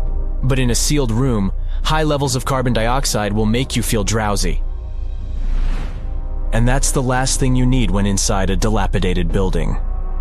Carbon dioxide will decrease your ability to think clearly. Researchers from Harvard did an interesting study in 2016. They had office workers come in 6 days in a row to complete a problem-solving test. During the week, they gradually raised the carbon dioxide levels in the mock-up office. The results of the same test kept getting worse over time. There are many factors at play, but CO2 levels definitely had an impact on the workers' problem-solving ability. The test took place inside a typical office environment, not inside a crumbling building where visitors must watch their every step. When I say visitors, I really mean trespassers, and trespassing is a criminal offense in the United States. This goes both for private and public property. If you defy the law, you can be fined up to $5,000 or even face lockup time. That should make you think twice before jumping over a fence with a no trespassing sign. But again, you might not be the only one inside. You can never know who else is in the building. Perhaps a person up to no good? It doesn't have to be a person at all. Animals can pose a threat as well. You would be startled if you saw a rat, for example. But the poor animal would be scared as well. It might bite you. The list of diseases rats carry is pretty long. But rodents' teeth can cause other forms of damage. They grow constantly, so the animal has to constantly nibble on something to stop them from overgrowing. If you ever felt peckish at 1 a.m., you know the feeling. Electric cables are high on the rodents' menu. Abandoned buildings have plenty of those. Old wiring is dangerous on its own. Structures erected before 1984 often used wires made out of aluminum. Today, copper is the standard because an aluminum wire is 55 times more likely to catch on fire than a copper one. Flipping a switch in a rundown building can cost you your life. Be on alert for telltale signs that something is wrong. Lights that flicker, sparks from sockets, and the smell of smoke. And yeah, don't count on an earth cable to protect you from electrocution. Ground cables became standard only in the 1960s. When you hear the word mummy, you might get a chill down your spine. That's because most of us associate this word with those creepy characters we've seen in some scary movies. But in reality, mummies have helped us understand a lot about ancient civilizations, their rulers, and about how people used to deal with losing their loved ones. The people most famous worldwide for their mummies are the ancient Egyptians. They believed that some sort of existence after passing away was possible, if certain conditions were met. That's why they insisted on preserving the human body through the process of mummification and placing the mummy in a furnished tomb, kind of like giving it a fully functioning apartment of its own. Why did they believe in this? Well, because they were deeply connected to their natural environment for the most part. They saw the natural cycles around them, like how the sun rose every day, followed by the moon, or how new life was always sprouting from plants, even after they had wilted away. They also believed that the powerful spirit Osiris, who represented the cycle of passing away and resurrection, played a role in this process. To prepare for the afterlife, the ancient Egyptians followed certain rituals, like mummification, which involved using materials like honey, resins, and incense to preserve the body. There's no other mummy more popular than that of King Tut. He was a young pharaoh who ruled over 3,000 years ago in Egypt. The problem with discovering ancient royal tombs is that most of such burial sites were previously robbed. People knew ancient rulers had been left with many valuable belongings, so those locations became vulnerable to thieves. When King Tut's tomb was opened in 1922, people were excited because it had not been robbed, like many other previously discovered royal tombs. That's how well hidden it was. Inside, his mummy was encapsulated in a total of 3 coffins, including one made of gold. The objects found in his tomb showed us what ancient Egypt was like, and studying his mummy also helped us learn about the culture and practices popular at the time when he passed away. We also learned about his family by looking at his DNA. Scientists were able to discover that he had had a disease called malaria and a problem with his foot that might have made it hard for him to walk. Ramses II was another pharaoh in Egypt who ruled for 68 years, which was quite a lot back in the day. He was known for his expansion campaigns and building projects. Many objects from his time as a ruler still exist today, including a large statue of him. Ramses II was about 6 feet tall and lived to be about 90 years old. After looking at his mummy, scientists concluded that he may have had a medical condition that affected his spine. Now, remember those thieves I mentioned before? They are probably the reason why Ramses II ended up in a plain coffin in a secret collection of royal mummies at Deir al-Bahari, which was rediscovered in 1881. Thankfully, archaeologists were able to identify him because his journeys had been recorded on his wrappings. The process was really tedious too. In fact, in ancient Egypt, the mummification process could take a staggering 70 days to complete. A special person would say a very specific speech while delicately handling the body and drying it out using a type of salt called natron. They also used linen and resin to make the body look more lifelike and to wrap it in cloth. The tomb was equally as important for ancient Egyptians. The walls of King Tut's tomb, for example, were adorned with intricate artwork that depicted his journey to the afterlife, from his burial procession to his passage through the underworld. The ancient Egyptians believed that everyone made this journey after passing away, and they filled their tombs with items and paintings to help the person in their spiritual travels. Additionally, the walls of the tomb were decorated with spells from a special book, which contained a collection of poems that the Egyptians believed would help people reach the afterlife. And speaking of how important this journey was, people also placed food in these ancient tombs. In King Tut's tomb, archaeologists discovered 36 jars of vintage beverages and 8 baskets of fruit, which were believed to be left there to help him in his journey to the afterlife. The Egyptians believed that traveling to the afterlife took a really long time, so they left a lot of supplies, such as food and water, to sustain their loved ones. Pharaohs also generally had numerous luxurious garments and beautiful jewelry in their tombs to ensure that they would have a fashionable journey. These items included various types of linen clothing, such as tunics, scarves, gloves, and headdresses, as well as a lot of gold jewelry with precious stones, like bracelets, buckles, pendants, necklaces, rings, and even precious depictions of insects for protection. Some were also deposited with fans made from ivory and ostrich feathers to keep them cool in the afterlife. Some ancient rulers were even placed in their forever apartments along with boats. For example, Pharaoh Khufu built the Great Pyramid at Giza as his tomb, and a large ship was found inside. King Tut, however, was buried with multiple boat paddles, but no actual boat. Instead, he had 3 chariots and numerous walking sticks made of precious materials, perhaps indicating he'd rather travel to the beyond by land, not by water.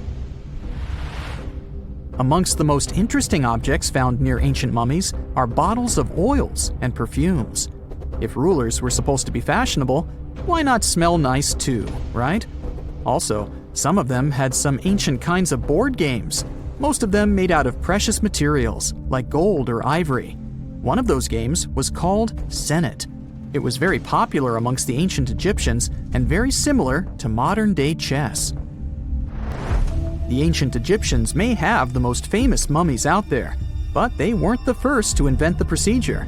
In fact, it all started in South America with an ancient civilization named the Chinchorro. As far as we know today, these people were the first to mummify their loved ones that had passed away. They did it somewhere around 2,000 years before the Egyptians started their own rituals. Sure, we can tell a lot about ancient rulers by studying these mummies, but until recently, we had no idea what they really looked like during their lifetime. Not so long ago, though, some very special mummy paintings were found by archaeologists studying ancient Egyptian objects.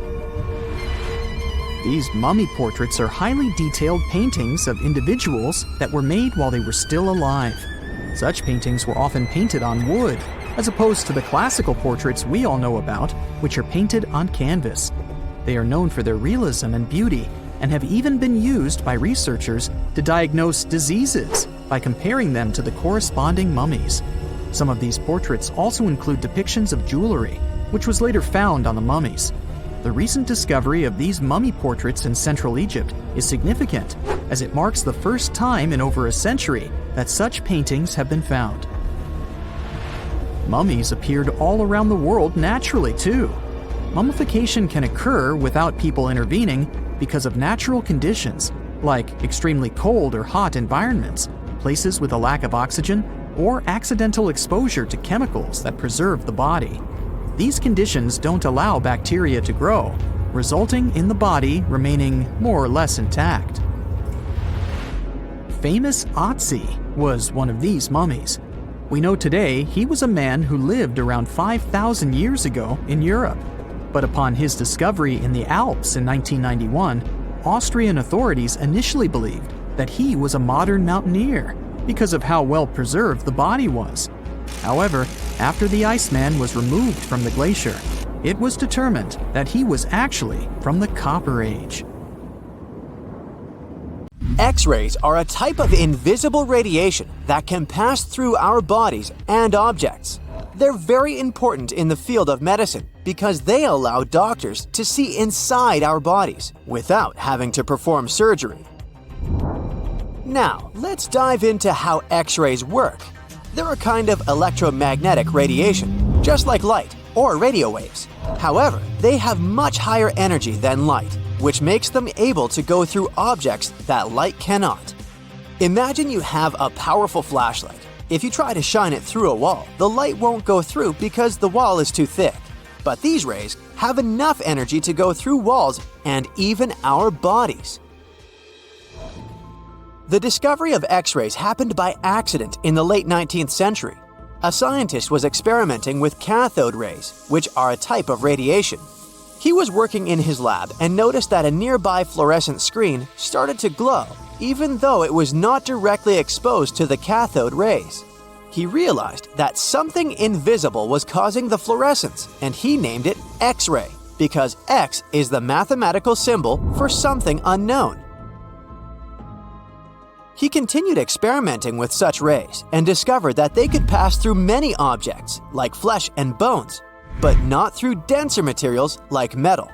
He also found that X-rays could create images on photographic plates, just like a camera takes pictures.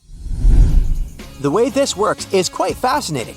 Imagine you're standing in front of a bright light and you hold your hand in front of your face. Your hand blocks the light and you can't see through it. But if you place a sheet of tissue paper in front of your hand, some light will pass through, and you'll be able to see the outline of your hand. X-rays work in a similar way. When a doctor wants to take an X-ray of a part of your body, they will ask you to stand or lie down next to a machine.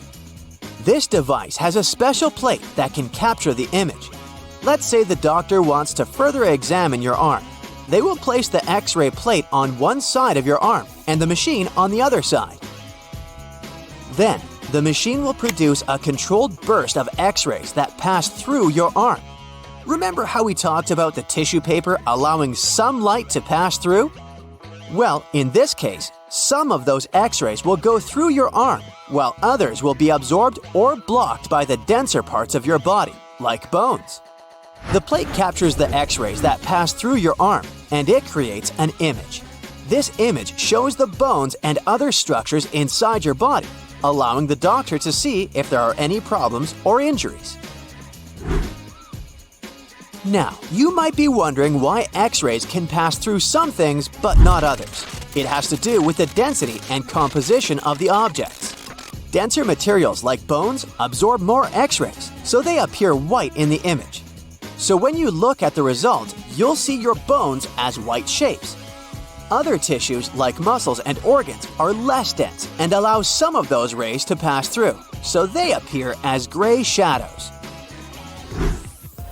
What if I told you there's a whole new way you can peek inside objects, but without using X-rays?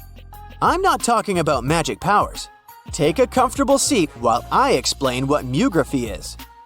This fascinating scientific technique allows us to see inside objects and even beneath the Earth's surface using a special type of particle called a muon. These elementary particles are very similar to electrons, but they're much heavier. They are created high up in the Earth's atmosphere when cosmic rays, which are particles coming from space, collide with the air molecules. Now, muons are special because they can pierce through different materials. They can pass through rock, soil, and even buildings. Scientists realized this potential back in the 1950s when they were studying cosmic rays and noticed that some of the particles could pass through thick materials. The first muography experiments took place in the 60s. Specialists discovered that muons can be detected using special devices called muon detectors.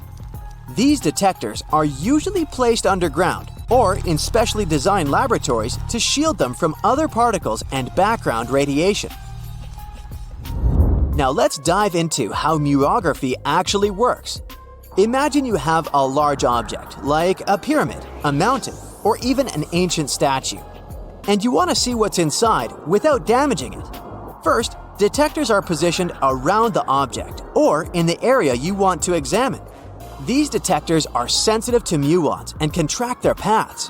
When such a particle passes through a detector, it leaves a trace, like footprints in the sand. By collecting data from multiple detectors, scientists can reconstruct the paths. Here's where things get really cool. The Earth's atmosphere acts like a natural filter for muons. It turns out that the more massive an object is, the more particles it will block. So, if you have a large, dense object like a mountain, fewer muons will pass through it compared to a smaller, less dense object, like an empty box. This difference in the number of particles that reach the detectors can give us clues about what's inside the objects. Scientists use computer algorithms and mathematical techniques to analyze the data and create images. These images represent the density distribution of the object being studied. It's like creating a map that shows where the densest areas are and where there's gaps inside the object. The concept of muography is similar to using shadows to understand the shape and size of an object. Imagine you're standing in front of a bright light and you place your hand between the light source and a wall. You'll see a shadow of your hand on the wall. Based on the shape and size of the shadow, you can get an idea of what your hand looks like, even though you can't see it directly. This technique has been used to study various objects and structures. For example, scientists have used it to explore the inside of volcanoes and pyramids, and even to investigate the structure of mountains and the Earth's crust. With the help of this amazing technique, scientists have now uncovered new information about the Great Pyramid of Giza. They discovered something that had eluded tomb raiders for centuries. They found a hidden chamber. And guess what they named it? The Big Void. Yeah, I know, not the most creative name. They even used 3 different muon detection techniques just to be super sure that it was indeed a big, mysterious void inside the grandest pyramid of them all. Once news got out about this mind-boggling discovery, Egyptian authorities couldn't resist the temptation to explore further.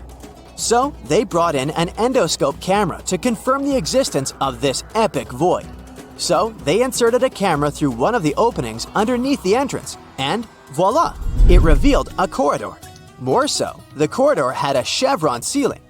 I can't help but imagine the ancient Egyptians using it as a cool dance floor.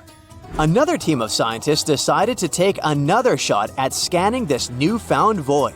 According to them, the Great Pyramid of Giza is a pioneer in the pyramid game. It used a technique called chevron to cover internal structures and keep them from collapsing.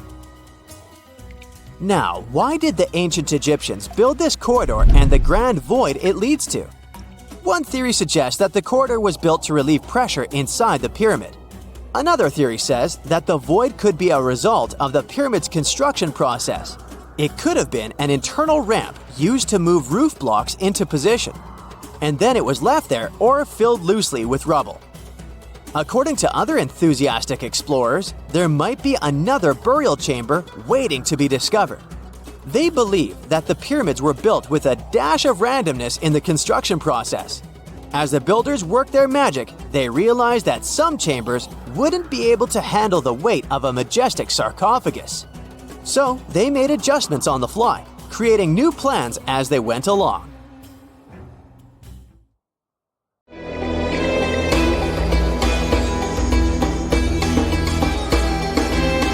The Great Pyramid was created as the final resting place of ancient Egyptian monarch Khufu. According to legend, French leader Napoleon entered the Great Pyramid and came back out looking shaken and super pale. He never revealed what he saw inside, but whatever it was is said to have affected him for the rest of his life. When Napoleon entered the pyramid, he would have walked through a super tight and ascending passageway. He'd then go through another passageway known as the Great Chamber. This corridor would have been much taller than the previous one and would have cobbles too. He'd then reach the King's Chamber, the centerpiece of the Great Pyramid, which was lined with huge blocks of granite. But it wouldn't have looked as grand as we might imagine. There are no hieroglyphics decorating its walls, as Egyptians only began decorating the burial chambers of pyramids much later on. The pharaoh's tombs deep inside the pyramid would have also been filled with treasures, from chunks of gold to the world's most expensive jewelry. But this would have all been looted a long time ago. The only thing that probably would have been left in there would have been a huge sarcophagus, which would have once contained the king's mummy. He'd also have to walk past the queen's chamber. This room most likely didn't hold any queens though, as pyramids were usually only built for one person. There are mysterious tunnels leading from here. To this day, no one is really sure what they're there for. And that's not the only mysterious and creepy thing Napoleon may have encountered, as stories of pharaohs leaving ancient curses on pyramids go way back. Many pyramids had warnings written on the outside, telling of horrifying things that would happen to those who entered and disturbed the peace. We might not know what exactly Napoleon found in the Great Pyramid that scared him so much, but we know for sure what was found in Tutankhamun's tomb. Tutankhamun was an ancient Egyptian pharaoh who was only 8 or 9 years old when he took to the throne. He became a cultural phenomenon when his tomb was discovered almost completely intact in 1922. His pyramid sits in the Valley of Kings in Thebes, modern Luxor, which is in Egypt. Unlike the Great Pyramid, Tutankhamun's tomb was covered in beautiful wall decorations. The walls told the story of how he would travel to the afterlife through the underworld. Egyptians believed all people would have to take this journey, so they would fill their tombs with objects and paintings to help them get there. There'd also be spells painted on the walls. They believed this would help people pass over to the next realm. The journey would be pretty long, and for that reason, the ancient Egyptians would also fill the pyramids with food. Tutankhamun's pyramid was filled with 8 fruit baskets. They even found something called gingerbread fruit in there. The rooms were jam-packed with furniture, statues, clothes, and staffs, amongst a whole bunch of other things. You'd likely find a lot of clothes and expensive jewelry in the pyramids as well. The ancient Egyptians wanted their ancestors to travel in style to the afterlife. They put Tutankhamun in his final resting place with over 50 pieces of clothing, all of the highest quality. There were tunics, scarves, gloves, and headdresses, and a ton of jewelry. Bracelets, pendants, necklaces, rings, and scarabs for protection were all found inside. Each of them was made of gold or precious stones. There were also fans made of ostrich feathers to keep the old pharaoh cool in the hot Egyptian sun. But the temperature inside the pyramids never actually went above 68 degrees Fahrenheit. The ancient Egyptians developed a super cool air conditioning system that we don't fully understand even today. Tutankhamun's pyramid also contained 130 walking sticks made from ebony, ivory, silver, and gold to help him on his journey. There were 3 chariots hidden away in case he got tired of all the walking. They also put 11 boat paddles inside, but there was no sign of any boat. The pyramids would be littered with the pharaoh's favorite scents and perfumes. During the excavation of Tutankhamun's pyramid, it quickly became clear that it had been robbed during ancient times. There was damage to doors and traces of oils left in empty jars. It looks like someone raided the pyramid for gold and the scents, perfumes, and oils that had been left for King Tut. There was still a bit of perfume, which was made from coconut oil and frankincense, left in one bottle. It seems like Pharaoh Tutankhamun loved board games. There was an ivory traveling set of senet in his pyramid. Although we don't know for sure exactly how to play it, we have figured out it was sort of an ancient Egyptian version of backgammon. It looks like it was a 2-player game where the goal was to knock your opponent off the board. Not really sure who Tutankhamun's mummy was supposed to play with, though. The ancient Egyptians had some rituals that may seem pretty strange to us. For example, they used to shave their eyebrows off if they ever lost a cat. So it's not too surprising they put some really weird things inside pyramids. Archaeologists discovered a collection of mummified cats and scarab beetles in pyramids that date back more than 4,000 years. They were found in the pyramids of Saqqara, which is south of Cairo. They also found a bunch of makeup kits and mirrors inside. Makeup was worn proudly by both men and women in ancient Egyptian times. Eyeliner was the most popular cosmetic. The Rosetta Stone was one of the best discoveries ever made in pyramids. It was found by our man Napoleon Bonaparte and his team. It's a black granite rock that dates back to 196 BCE. It's transcribed in Greek, Demotic, and hieroglyphic. When it was translated in 1822, we got the key to understanding ancient Egyptian hieroglyphics for the very first time. The discovery of Queen Hatshepsut's mummy in 1903 changed our understanding of the Egyptians forever. After she had passed away, her successor, Thutmose III, removed most of the evidence of her reign, so we basically knew nothing about Egypt's first great female leader. She's now gone on to become one of the few and most famous female pharaohs of Egypt. Pharaoh Khufu even had a fully fledged boat in his pyramid. archaeologists uncovered more than 1,200 pieces of a giant boat near the Great Pyramid at Giza. They reassembled the boat, and it's a whopping 144 feet long. It's most likely a solar boat, which was designed to carry the resurrected king with the deity Ra. Fun fact, the Pyramid of Giza is the last remaining of the 7 wonders of the ancient world. The other 6 are the Hanging Gardens, the Colossus, the Temple of Artemis, the Mausoleum, the Lighthouse, and the Statue of Zeus. This pyramid was also the world's tallest man-made structure for 3,800 years, and it's the biggest pyramid in Egypt. It took a staggering 2.3 million blocks of limestone, and some weighed as much as 80 tons. It took an incredible 100,000 laborers and a whopping 23 years to build. Its original height was a mega 480 feet. In 2017, archaeologists discovered something weird about Egypt's Great Pyramid. There's a hidden void that's at least 100 feet long, and no one really knows why it's there or what's actually inside it. The weird void is the first inner structure discovered within the 4,500-year-old pyramid since the 1800s. Scientists used cosmic rays to detect the massive hole, but are still no closer today to finding out what's inside. The ancient Egyptians took a lot of care building the pyramids, and everything was strategically placed and structurally sound, so it's super unlikely that this hole is due to blocks falling over time. Loads of pyramids also contain small model figurines called ushabti. These represented attendants. They believed they would come to life to serve the pharaohs in the afterlife. But it's amazing that all this stuff actually fit inside. There isn't actually a huge amount of space inside the structures. It's mostly just rock. You have heard about Nikola Tesla. You have definitely heard about the Great Pyramids in Egypt. But what if I told you that Tesla may have probably uncovered the ancient mysteries surrounding the pyramids? Wait, what? Is this a crossover episode? Nope. It's highly probable that the secrets of the pyramids are hidden in plain sight. But first, let's recap what we know about the pyramids. What's so mysterious about them? I mean, they are just old quirky buildings, aren't they? One of the biggest questions is how they were built. Some people think that the pyramids were created by people using only their hands and muscles. But others think that there might have been some kind of crazy energy source that we don't know about yet. Like, what if aliens helped out or something? Just kidding.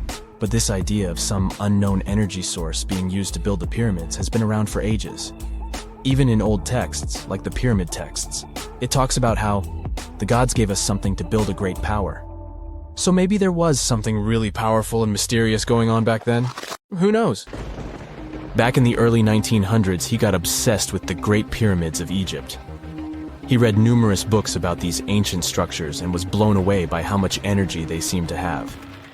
At that time, not many people knew much about electricity, and Tesla started to wonder if there was some kind of advanced tech hidden in the pyramids. He had an idea that the power of the pyramids had to do with electromagnetism, and he put a lot of time and effort into trying to figure out the mystery.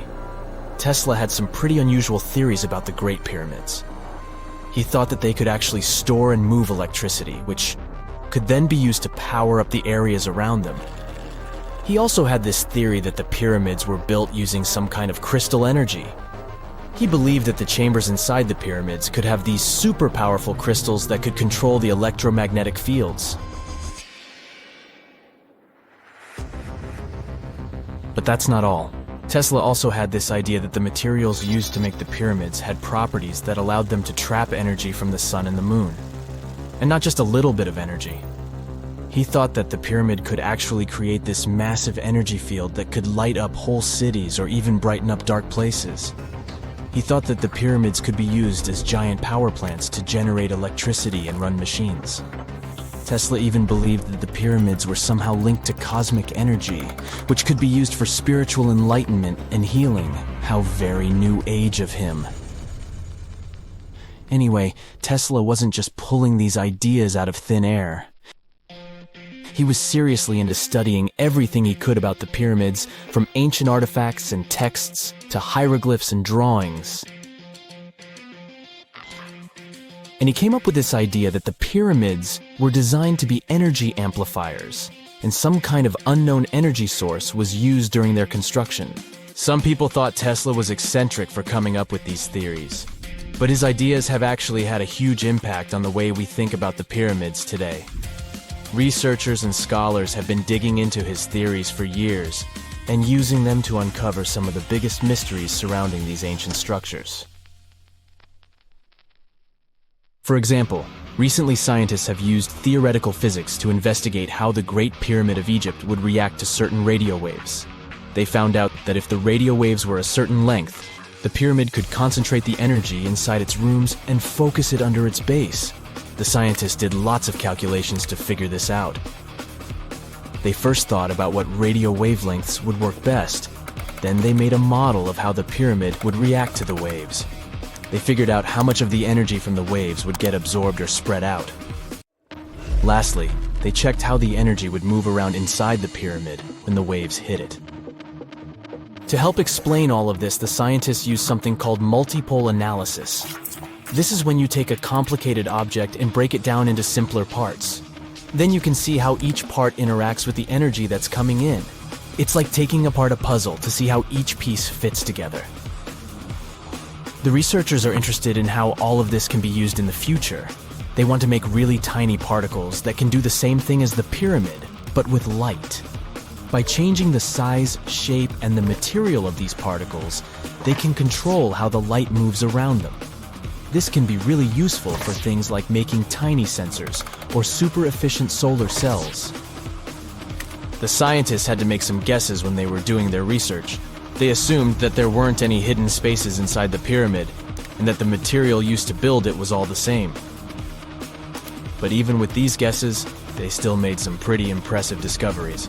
But the pyramid study is not the only proof that Tesla was ahead of his time. There are more Tesla's projects that seemed unrealistic at the time, but that scientists and enthusiasts reevaluate and try to implement today. Let's talk about Tesla's most ambitious project, the Wardenclyffe Transmission Tower. Back in 1900, Tesla was already a big shot when it came to electrical engineering in America.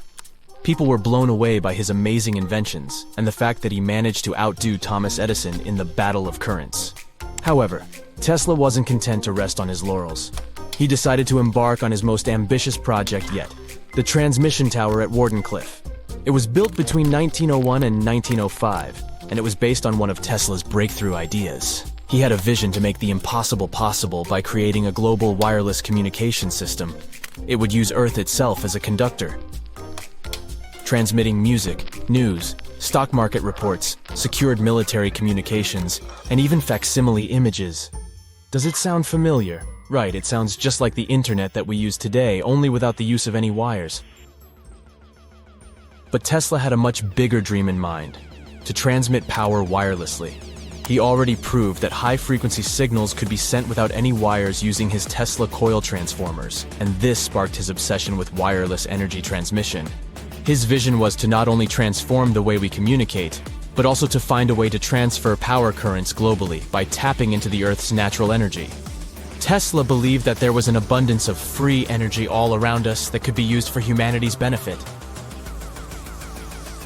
In 1899, he conducted some top-secret experiments and got convinced that it was possible to transmit electrical power through the Earth's upper atmosphere.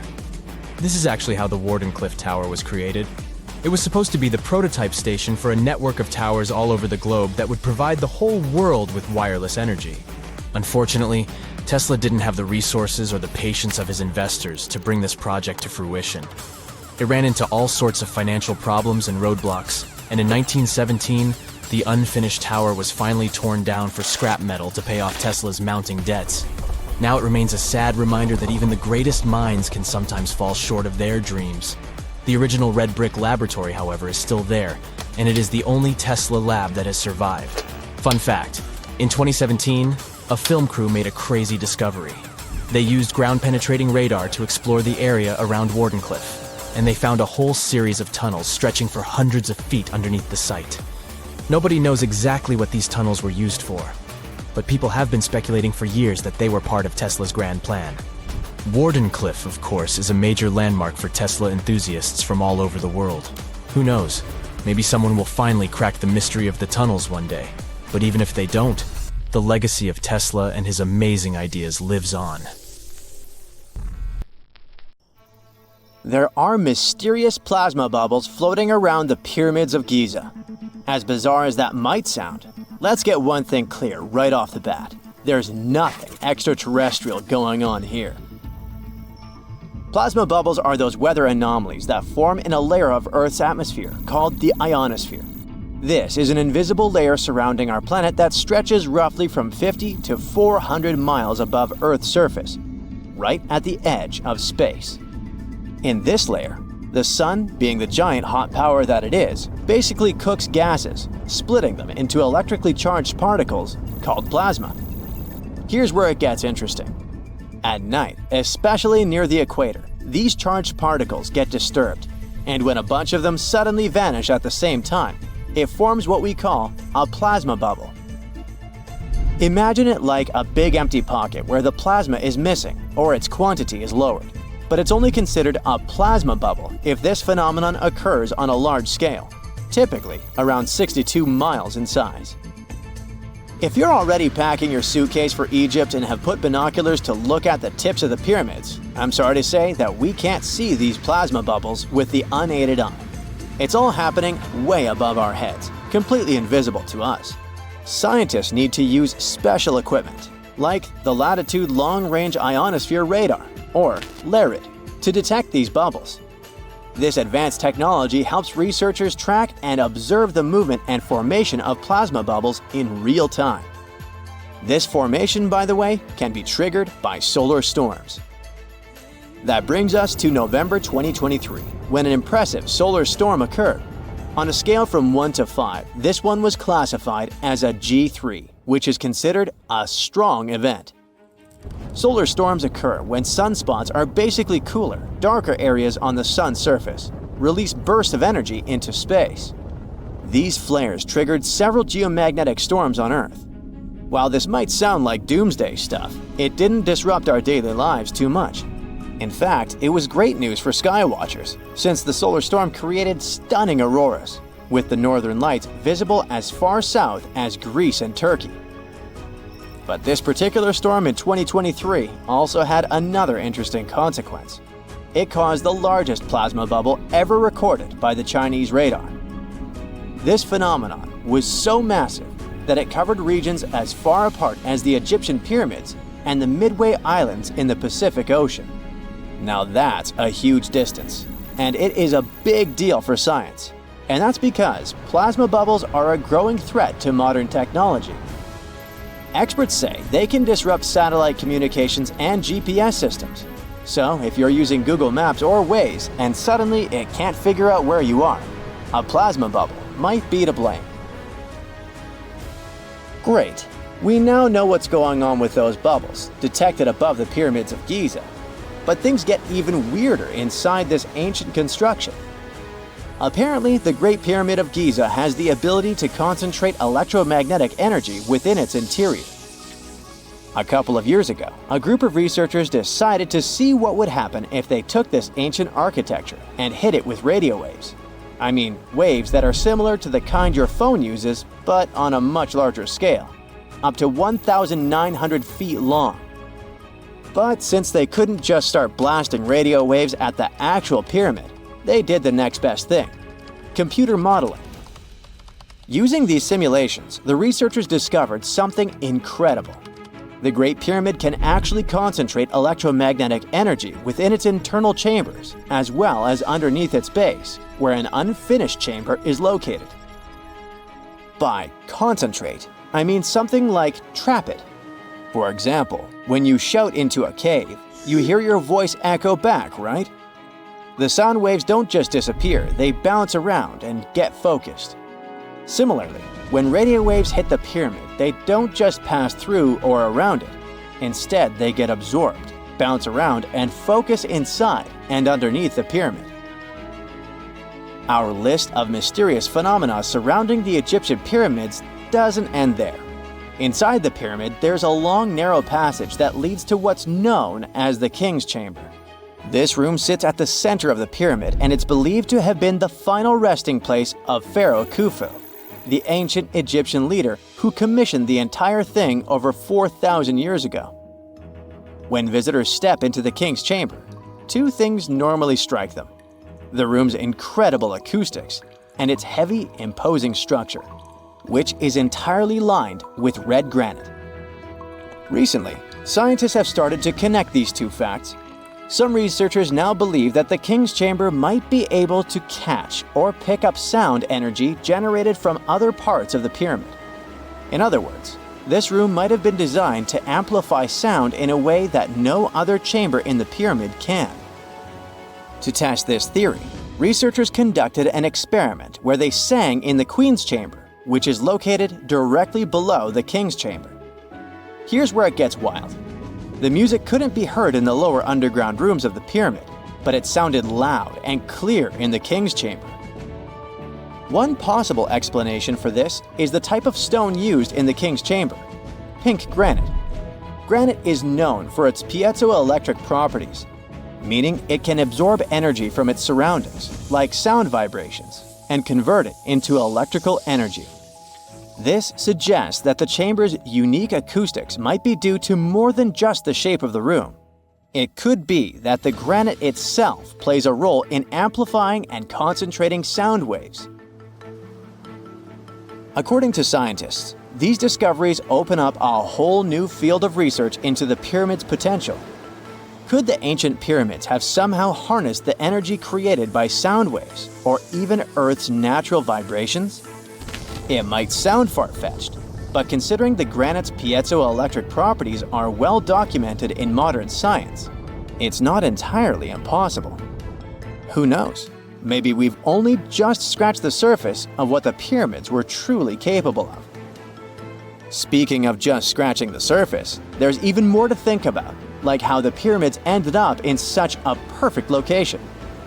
It seems the builders lined up the Great Pyramid with the cardinal points, meaning its sides are almost perfectly aligned with the four main directions: north, south, east, and west. There are many theories about how they did it, but one study suggests that Egyptians might have used the fall equinox to achieve this perfect alignment. During the equinox, the sun rises and sets directly in the east and west. It probably made it easier for builders to use the sun's position as a guide. By watching the sun during this time, they could make sure the pyramids were positioned just right. If we think about all these strange things about the pyramids, I mean their perfect alignment, the ability to concentrate radio waves, and the materials used in the chambers that might generate electrical energy, could the real purpose of the pyramids actually be much more complex than just being tombs? Well, Nikola Tesla thought so. It is said that the famous inventor and engineer was kind of obsessed with the Egyptian pyramids, and he wondered if they might actually be giant energy transmitters. He believed the shape and position of the pyramids could help them function as huge generators, capable of producing free, limitless energy. Some researchers agree with Tesla and believe that these massive monuments might have been designed as giant power plants. According to their theory, builders could have figured out how to move ions, those electrically charged particles in the atmosphere, by placing materials like copper, gold, and silver around the pyramids. So, it's definitely possible that the ancient Egyptians created a sustainable, renewable power source. Although this is a very interesting thought, we haven't been able to confirm this theory, and the true purpose of the pyramids remain one of humanity's biggest mysteries.